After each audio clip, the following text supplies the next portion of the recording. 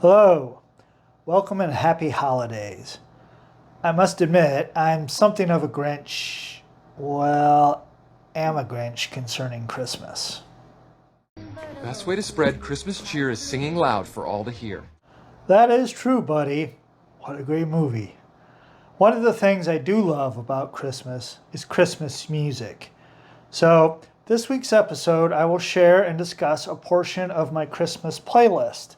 It's currently about 4 hours long, so I won't discuss each track, but would like to point out some highlights. In addition, I've put the full playlist on Spotify and Tidal if you'd like to check them out there. Links are in the description. It evolves from year to year, so it's a moving target. But let's get into where it stands now on Doug's Music Fun channel. Yeah, fun!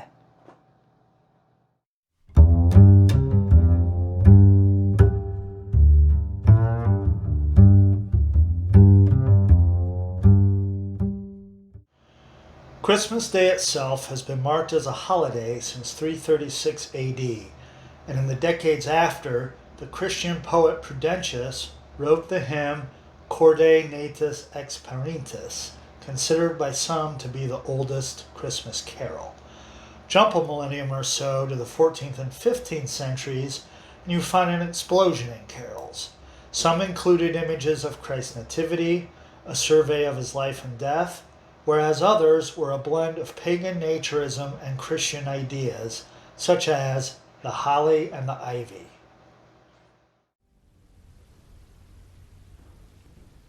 The holly and the ivy, when they are both full grown, of all the trees that are in the wood, the holly bears the crown. The rising of the sun and the rising of the day, the baby neighbor, sweet singing in the choir. That clip is the choir at King's College in Cambridge, England. I have several songs on my playlist from the King's Singers. The King's Singers are 6 choral scholars who formed while attending King's College in 1968.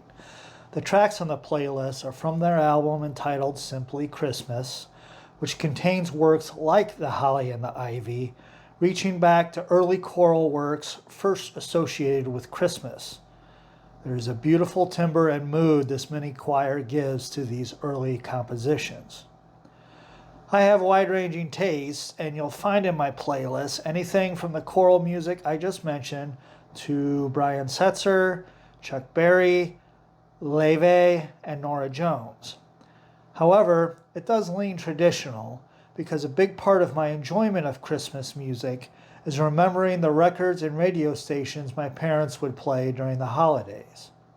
As you might expect, Bing Crosby makes several appearances, including the favorite White Christmas. Crosby's original version, recorded in 1942 for Decca Records, is not the one we usually hear today. The one we hear today is an almost identical version recorded in 1947 because the original master tape had worn out as the single had been repressed several times to meet demand. The song was written by Irving Berlin. Like many writers in the Tin Pan Alley era, Berlin depended on others to take down his tunes in musical notation, sometimes arrange, etc.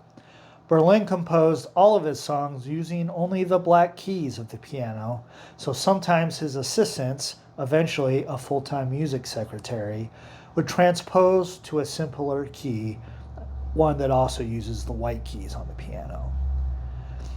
White Christmas was first broadcast on Christmas Eve, 1941, on Bing's radio show, occurring a few weeks after Pearl Harbor, and became a comfort for servicemen longing for home as well as their loved ones, which surely contributed to its popularity. Jump to 1977, and we find my next song I'd like to highlight. Bing, again, this time with David Bowie singing Peace on Earth, Little Drummer Boy, on Crosby's television special, Bing Crosby's Merry Old Christmas, and they were accompanied by the London Symphony. I am a huge Bowie fan and first looked this up in high school, which was only a scant 5 or 6 years after the recording. This is a beautiful original arrangement where Bing sings Little Drummer Boy and David sings Peace on Earth as a counter melody. It's wonderful. This was written by the special's musical supervisors Ian Fraser and Larry Grossman, along with scriptwriter Buzz Cohan, especially for this collaboration.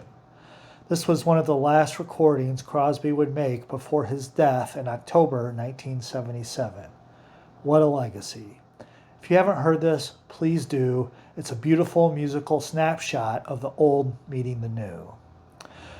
The newest addition to my playlist is another duet, Have Yourself a Merry Little Christmas, performed by Norah Jones and Laufey, due out from Blue Note Records on December 15th of this year, but available streaming now.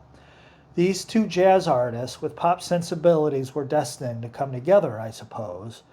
Two beautiful voices singing a familiar and comforting tune, with the B-side having Better Than Snow, a sweet song co-written by the pair. You'll be hearing more about Laufey with me in future episodes. Spoiler alert! She is a wonderful talent, a beautiful voice, and combined with Jones, this is a wonderful duet that complements the Crosby duet well. Well, there is a dark side of Christmas. So let's get this one out of the way, because to be honest, I don't know whether to laugh or cry when hearing it. The song is Please Daddy, Don't Get Drunk This Christmas by John Denver. And I'm not sure if it's meant to be lighthearted or not. It's sung in a lighthearted fashion and isn't out of place musically with the 12 Days of Christmas Denver sang with the Muppets. That's hilarious. Getting to that next. So, the chorus of Please Daddy, Don't Get Drunk This Christmas is, Please Daddy, don't get drunk this Christmas. I don't want to see my mama cry. And the narrator is a 7-year-old, almost 8, who remembers last Christmas seeing Dad fall down underneath the Christmas tree drunk. His mom tells him to go upstairs. Dad hollers, Merry Christmas! And the boy sees Mama crying. Merry Christmas? What the fuck? I should address why it is indeed on my playlist. I guess to add a jolt of confusion and a taste of the yawning maw of the abyss that this ridiculous consumer frenzy of a season needs. You have to hear the song to get the full dissonant effect between the music and lyrics, of course. But it's the first song I'm awarding Doug's Music Channel's What the Fuck badge. What the fuck?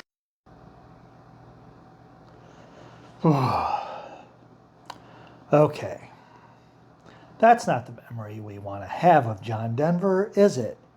What I think is worth remembering is his collaboration with the Muppets for the wonderful album A Christmas Together, especially the 12 Days of Christmas.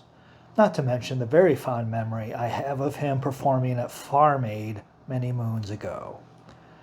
A Christmas Together was a television special aired in 1979. It is available on YouTube, and I've provided the link below. The soundtrack is also available. Watch it with your kids, sober or not.